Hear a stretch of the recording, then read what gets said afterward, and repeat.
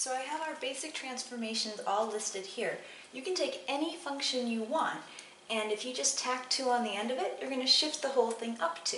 Makes sense, you're adding 2 to the y values, right? It was this, now it's 2 more. Same thing, if you subtract 2, it's just going to go down 2, subtracting 2 from all the y values.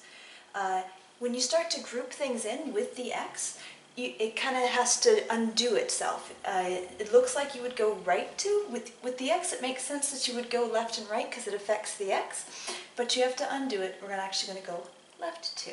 And when it's minus 2, you actually go right 2.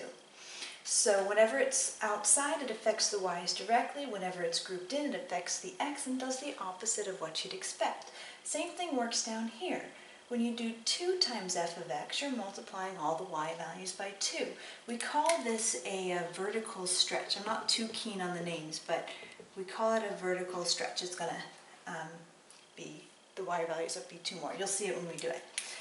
Same thing when it's grouped in with the x. If you have it like this, you're going to undo it. So you're going to divide the x's by 2. And we'll see it when we do the examples. Here too, this is actually the same thing as that. No different, only different in your mind, right? So we're actually going to multiply the y's by -1. And what happens when you do that is it ends up reflecting over the x-axis. It's just a special case of that one. Same thing with this one. It's the same thing as that one. We're going to divide all the x's by -1. And when you do that, it's going to end up reflecting over the y-axis.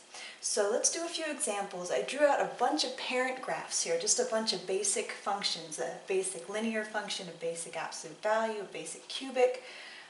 All these functions you should be familiar with. And if you're not, then you just do a quick little xy table, like -2, -1, 0, 1, 2, and you'll be able to graph the basic points of all of these. And so now looking at this first one, I'm taking my regular function and adding 1, so the whole thing's just going to shift up 1. So every point shifts up 1, and we just have this line that's been shifted up 1. Now notice that line follows the same rules. We spent so much time with lines in algebra saying that that's the y-intercept, and it has a slope of 1. And again, it's the same thing you've been doing. You see, point-slope form is a way of just showing a transformed line. It's kind of cool. I might come back to that. But there you go, just a regular line shifted up 1. Over here, since it's grouped in with the x, it'll do the opposite of what you expect to the x's. So instead of adding 2 to the x's, you're going, so instead of subtracting 2, you're going to add 2 to the x's, and it's going to end up shifting to the right 2. So this guy ends up going right 2. I'm going to take that center point, shift it to the right 2, and everything else follows. Just a quick sketch, or you could take it point by point, and it ends up over here. Ta-da! We do it again. This guy is this case here. The 2 is multiplying. It's on the outside, so it's going to affect the y's directly. Every single point in our original graph is going to be multiplied by 2. So this point here, the y value was a 2. It's going to become a 4. Here, for this point, the y value was a 1. It's going to become a 2. This point, the y value is a 0, it stays 0. This point, the y value is a 1, becomes 2. This point, the y value is a 4. At this point, the y value is a 2, it becomes 4. And you'll see for an absolute value graph, what ends up happening is the slope changes. Up 2 over 1, up 2 over 1. So you get a positive 2 slope on this side and a negative 2 slope on that side. So that's really nice for just the absolute value graphs work that way, because it's created of 2 lines with a slope of 2 and a negative 2. This one here is this case in here. We're going to basically divide all the x's by -1, and I'll show you how that ends up reflecting over the y-axis. So this x value here, for that point, let's start with the 0 point. X value is 0, it stays 0, so that point stays put. For this point here, the x value was a 1, and so now the x value is going to become a -1, and the y value stays the same.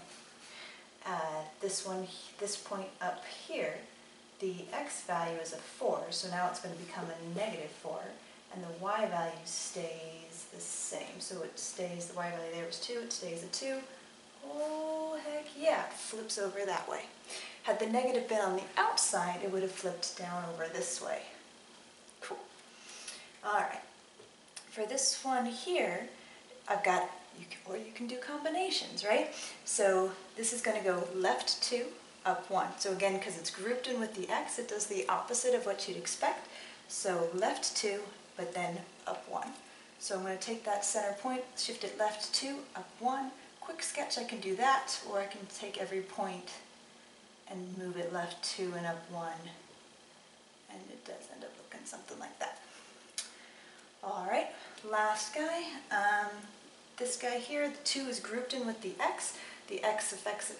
When it's grouped in with the x, it affects the x's. I can talk. And it does the opposite. So instead of multiplying by 2, I'm going to divide all the x's by 2. So this x here, for that point, was a 1. Now it's going to become a half. This point here was a 4. Now it's going to become a 2. This point here, the x was a 0. It stays 0. This point here, the x was a negative 1. It's going to become negative half. And the y values are staying the same. This point here is a negative 4. It's going to become a negative 2. And we call this a horizontal compression because it got kind of smushed this way. I always had beef with the name though, because you could have also called this, isn't this the same thing as the cube root of 2 times the cube root of x? So you could have also called it a vertical stretch also. So the names don't mean a lot to me, but you can kind of see what it's talking about. And you can see that it's getting compressed this way or stretched that way. Yeah.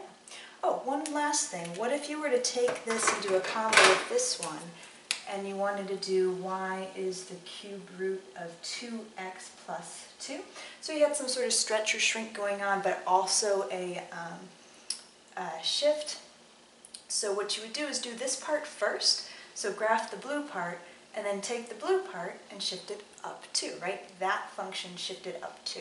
So I'm going to take this blue guy, every guy is going to go up 2, so this point goes up 2, and so you get this, you could do it more carefully if you had graph paper, but you get that slightly compressed function up 2.